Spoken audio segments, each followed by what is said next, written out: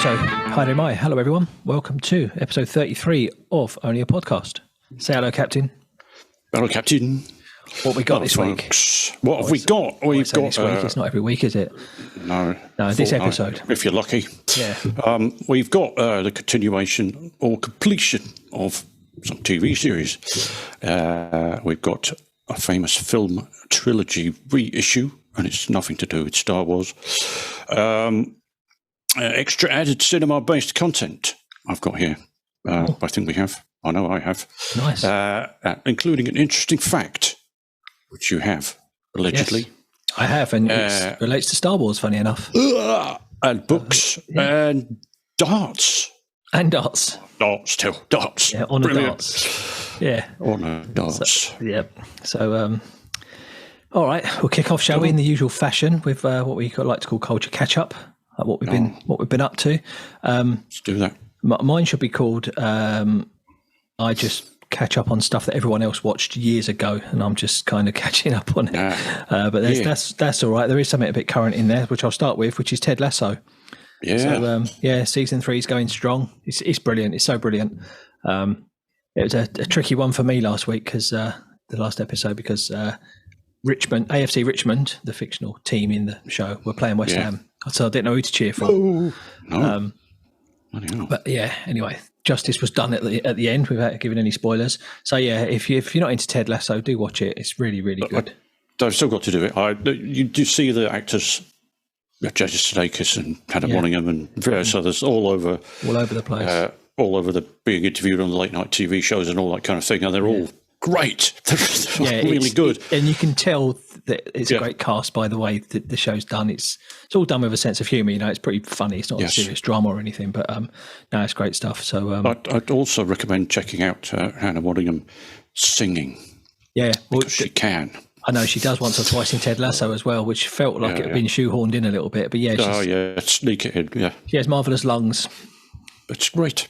It's all good stuff. Yes. But I haven't seen it, so I've got to make a start. Yeah, treat yourself to Ted Lasso. It's great stuff.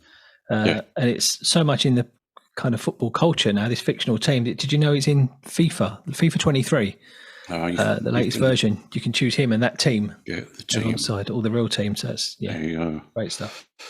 Yeah. So that's really good. And a couple of old bits of it. Well, one's really old and everyone in the world has seen it, I think, but I've just got there, which is Breaking Bad, which I think is more than 10 years old. But it's 5 seasons. I've just finished season 3, so I'm definitely very nearly there now. It's really good. Yeah, it's dead good, that.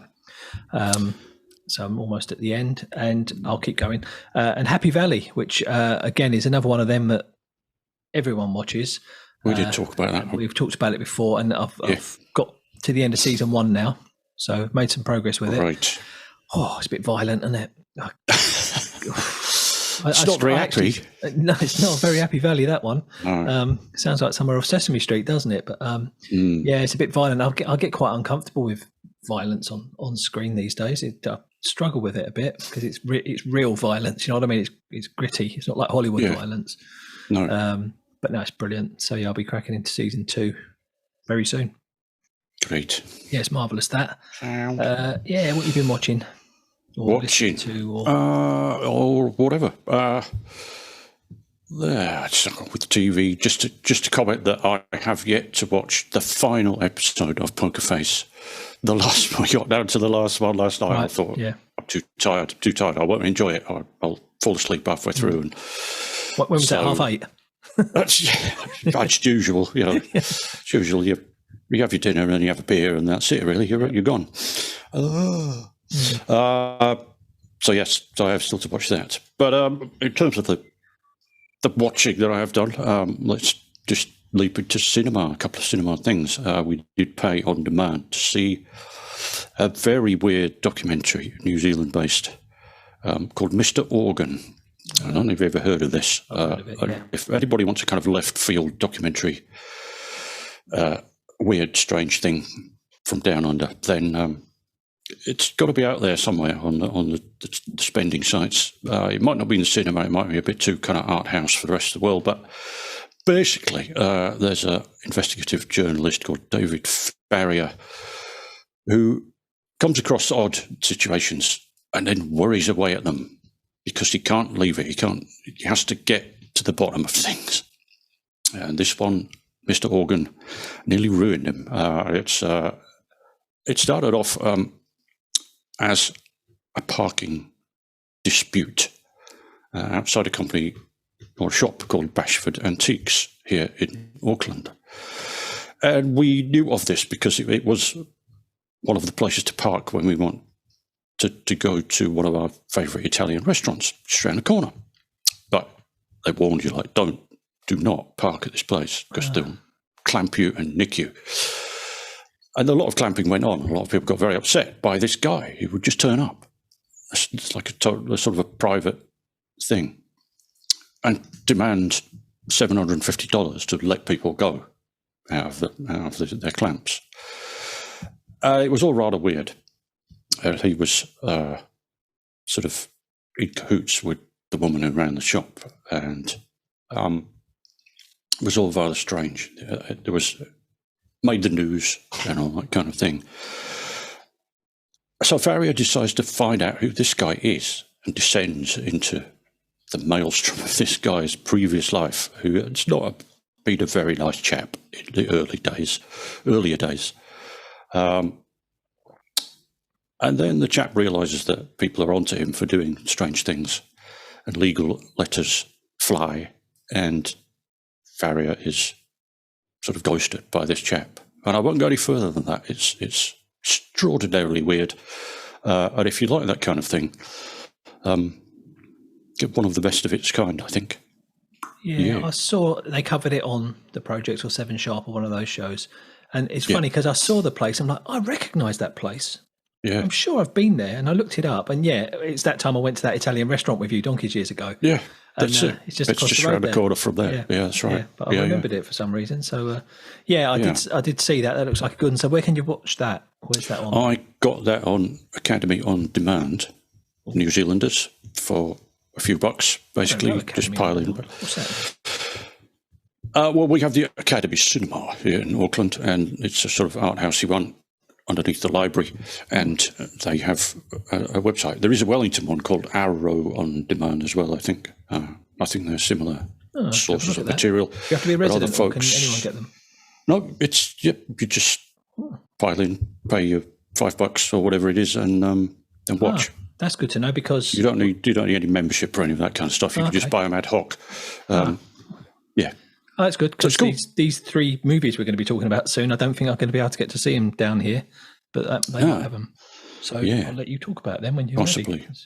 Well, we'll get to that in a minute. And the other film I've seen was, I kind of sneaked past because I was reading the Oscar listings, and it said Best Actor Bill Nighy, and I thought, wait a minute, what the how's that come along? It's a Bill Nighy film where he's acting so well that I haven't heard of it. I just must have completely passed me by. So I went and looked at the Oscar listings, and also there was a nomination for adapted screenplay, which was by Kazuo Ishiguro, who wrote Remains of the Day, the 30s through 50s country house servants type dynamic interaction between posh and not posh and that kind of thing. So you thought, that would be good to see what he's done. So we went out to see it, and it's Bill plays a sort of hidebound council official who travels into London every day with his bowler hat on the same train, on the same seat, with his colleagues around him. They don't really socialise at all.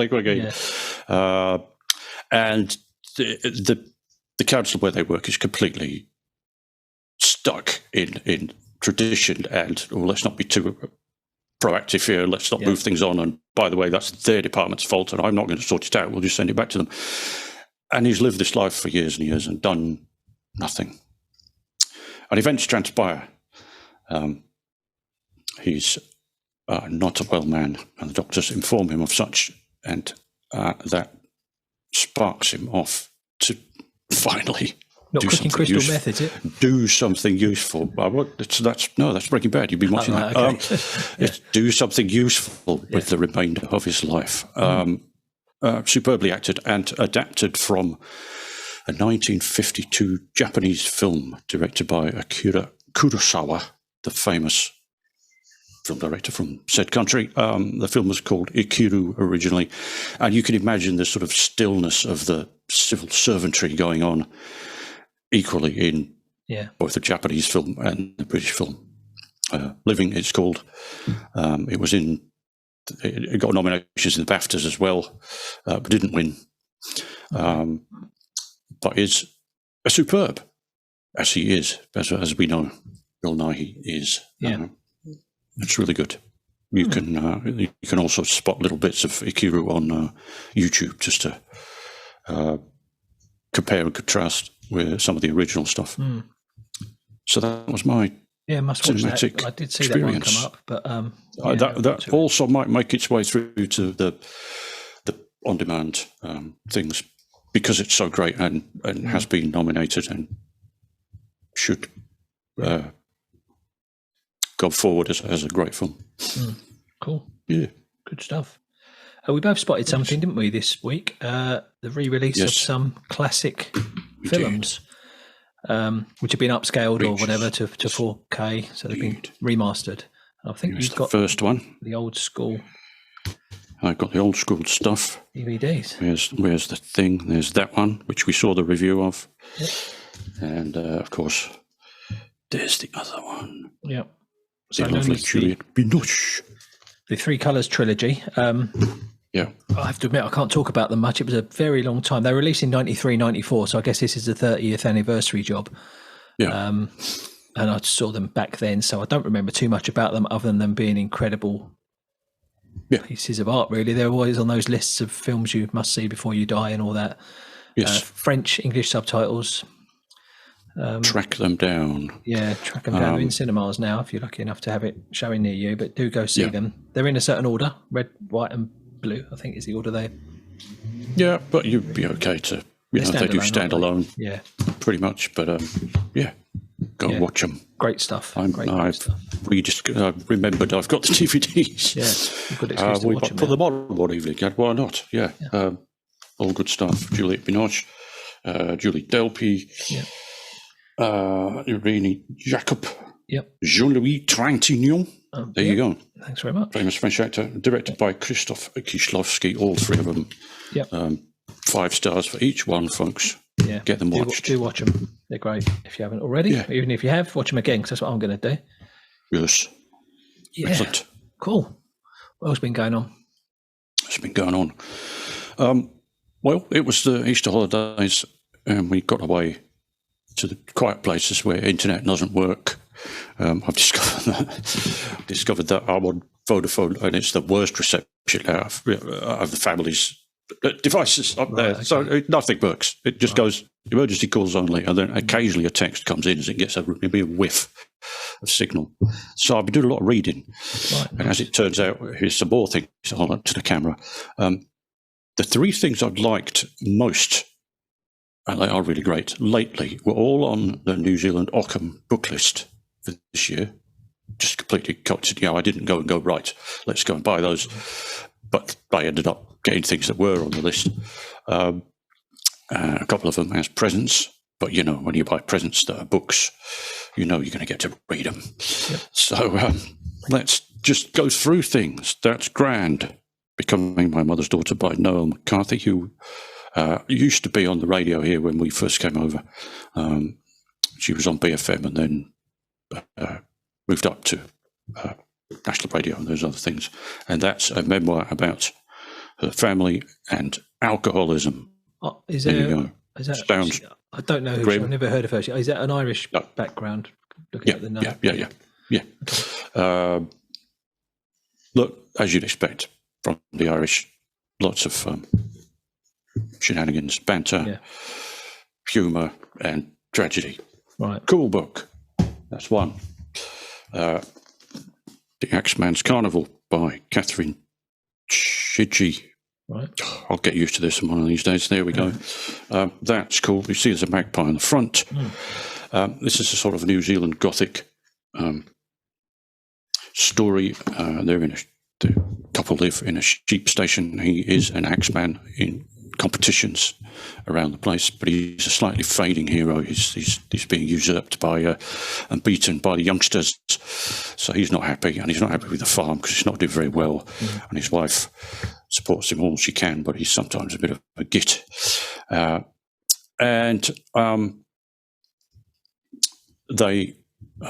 They come across a magpie, a young magpie, and they look after it and teach it to say things. And it turns out to be the most intelligent magpie you've ever. I'm sure they are very intelligent birds, but it learns all sorts of things. It learns words off the radio. It learns words that it's heard that shouldn't be spoken in public, and it's written from the point of view of the magpie. Oh, brilliant! As their relationship goes all bandy in places, and you could. It's one fault. It says, "Well, I docked it 1 star on Goodreads," because you can just faintly telegraph a part of the ending. I'm not going to say any more than that.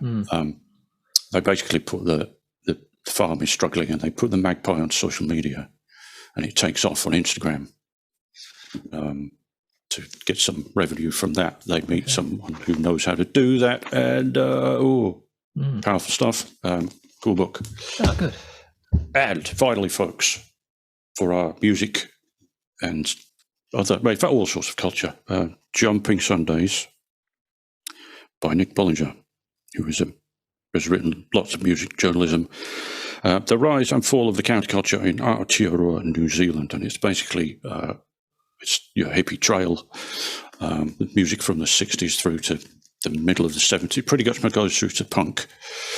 And it's the counterculture. It's the people who in New Zealand were doing things that other people weren't doing. And because it is New Zealand, there's a greater degree of contrast between those people and the normal, regular members of the public. It's really great. Certainly for any New Zealanders with an interest in recent history, get out of the library like I did, and if New Zealanders will spot familiar names popping up when they were in previous lives as hippies. The most notable one that you may know is Tim Shadbolt, the ex-mayor of Invercargill, who used to be a right hippie in the old days, and ended up being, mayor of Waitakere, I think, and then he's been mayor in Invercargill for quite some time. Years, He's just been deposed because he's getting on a bit now. Yeah. But you'll see people in the pages of this book that you know from present day, and it's quite a surprise to see what they were doing back in the day of. I might have a look at that. I need a new library book very soon. Counterculture. Yeah, have a go at that. It's all they've all been in the Ockham book list. Okay. So like the greatest dozen books of the past year. Right. Good. Cool stuff. I'll try and get that, but of course, now you've mentioned it on this podcast, that thousands of listeners. They'll just rush out and get them. There won't be any. Be a run. I did have to wait. I did have to wait quite a while for that, as you would with any of the Ockham things, I think. But I can't send you it because it's a library book. No, it's all right. I'll get it. Cool. Yeah. Cool. Good stuff. What do you got? What have I got? I got a dartboard. That's what I've got. And darts. 100. Yeah, I've got a dartboard. 26. 7. Yeah. Or 3 on a bad day. Yeah, I was gifted a dartboard. I'd mentioned my father-in-law's got into darts recently, and I'd mentioned how darts goes way back to when I was a very young child. Darts was a big thing for me growing up around our way. We had it's very typical East London community where we lived, and it was all around the local pub. Not quite Albert Square, but and yeah, I was throwing darts around when I was a very little kid. My mum was in the ladies' darts team in the British Lion in Stratford, and yeah, so my father-in-law turns up with a dartboard and sticks it up on the wall, and there you go. I've got darts now, so still got it. I can still chuck them. Yeah, I'm going to go along to join a darts team, I think, or take part in some sort of darts. It's quite big over here, darts. I didn't really realise. Oh yeah. We've got an Irish pub just down the road, and one night a week, completely converted boards all the way up. It's all going on. Well, there's a place, the South Dunedin Community Centre or whatever it's called down here, and I went there about a year ago for some other event. But it's dartboards all around the wall. There's about 30 dartboards, just all around. It's a big. That's the centre of darts excellence in Dunedin. So I'm going to get out and play darts. So we'll see how that goes. Get your community. I haven't really paid much attention to actual darts since the days of Eric Bristow, John Lowe, and Chucky Wilson, to be honest. Although, that said, I do like watching the exploits of Fallon Sherrock, who is, if you haven't heard of her, you should track her down on YouTube. She's one of the top female dart players at the moment, and thrashes the men on occasion. And it's really good to see. And the crowd absolutely get behind her, I have to say. The big places like Lakeside and those, they are up and raging when she wins. It goes off really well. I'd love to go to one of those big darts tournaments. They're just crazy, aren't they? Just working class heaven, isn't it? A number of people can sit there. Love it. Sit there at big long tables with beer. Yeah, no fags anymore though. You're not going to get lung cancer in there anymore. That's right. Yeah. But you watch a thing that's like in the distance, tiny foot wide. Yeah, because it's alley pally in places like that. Away. Huge places, but big screens, I suppose. But Fallon Sherrock, folks, everybody have a look at how good she is. She's absolutely terrific. Well, this is a thing, right? So let's, as a diversion, let's talk about sport. So the separating of men and women in sport, and I don't know. Some sports, why do they separate them? Like darts, for example, or exactly snooker, or there's no need, is there? If the physical aspect of it isn't there, isn't a total handicap, then exactly why?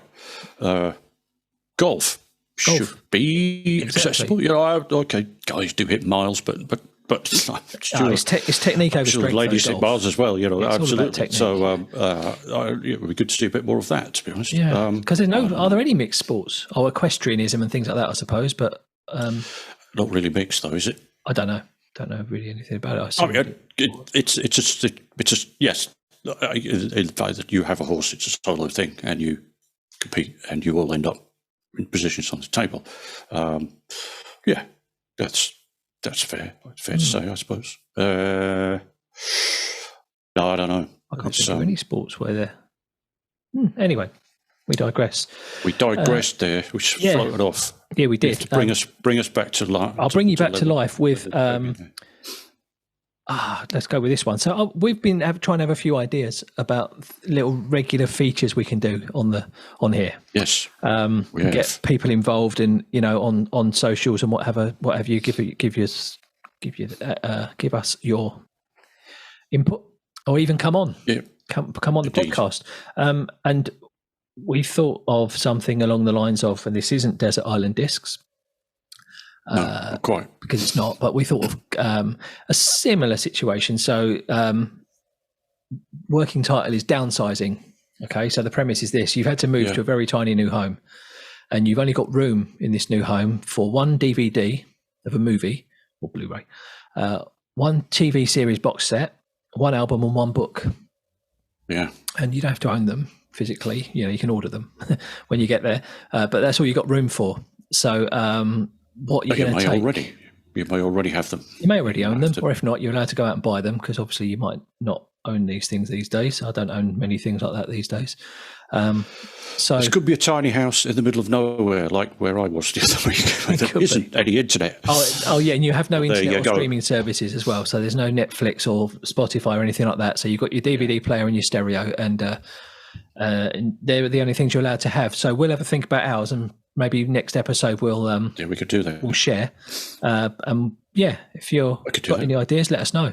We'll do that next time around. Yeah. There was another one that we thought about, which may be difficult, but for you experts of any particular subject out there, we were pondering the complete works of in 10 minutes. Yeah.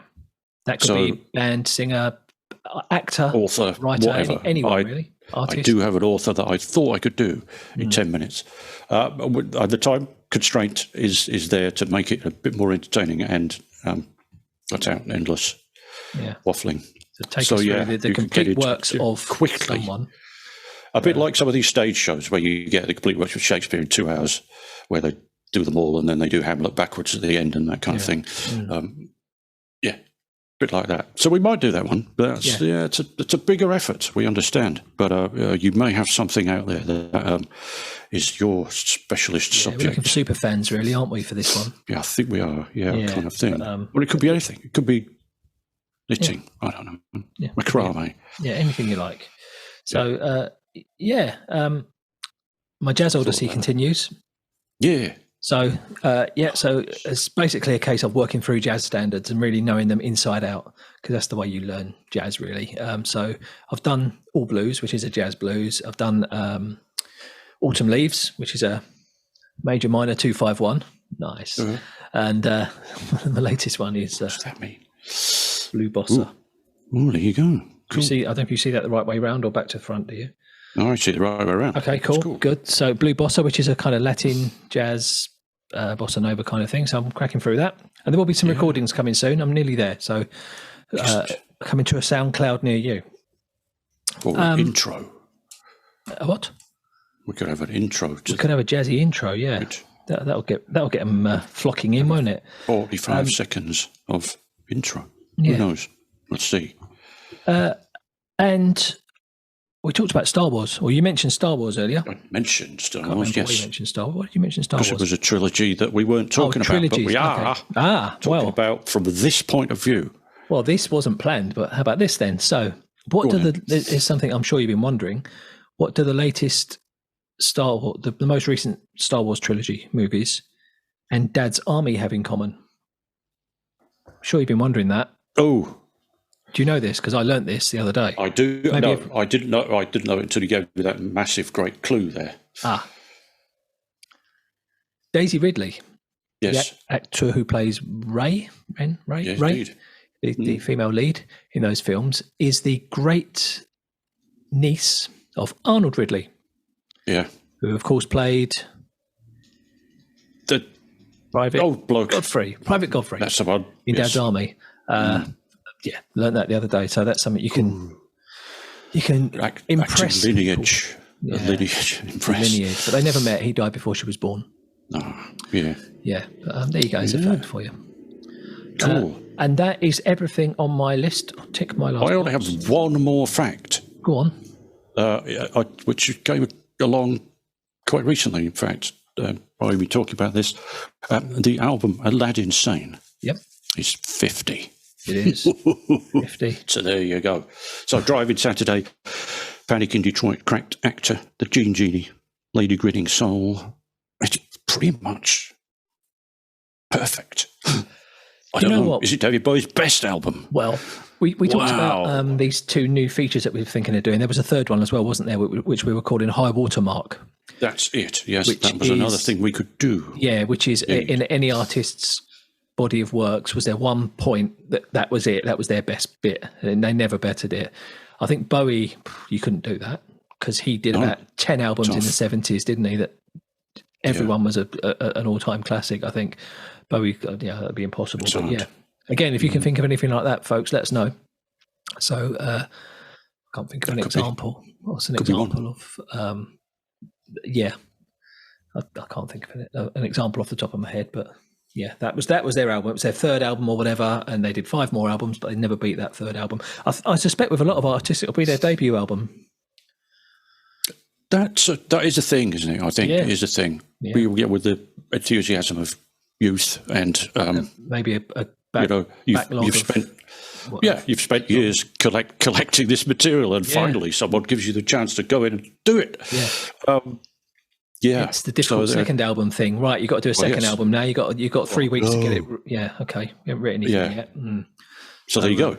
As we've discussed in previous, The Darkness, Permission to Land, by far the greatest album, and then they all spent all that money on drugs. Yeah, and the rest they wasted. It took a long time. It took a long time to recover from that. Yeah, examples like that. Yeah, exactly. So, all right, I reckon we've talked enough. Do you? I think so. It was concise and lots of great stuff for people to go away and explore if they haven't already. All killer, no filler, as they say. Indeed. Right, folks. So get in touch with all that stuff we've talked about. So the downsizing thing, the high watermark thing, and the complete works thing. If you've got any thoughts on any of those, if you want to kind of private message us on socials, if you don't want it public, and we can, you can come on the thing if you want. Join us on a Zoom call. Do that. Come on and talk about it if you want for 5 minutes, if you like. So so look out for stuff about all this stuff on the socials once we've published this episode. So say goodbye, Captain. Goodbye, Captain. See you later, folks. Have a good one.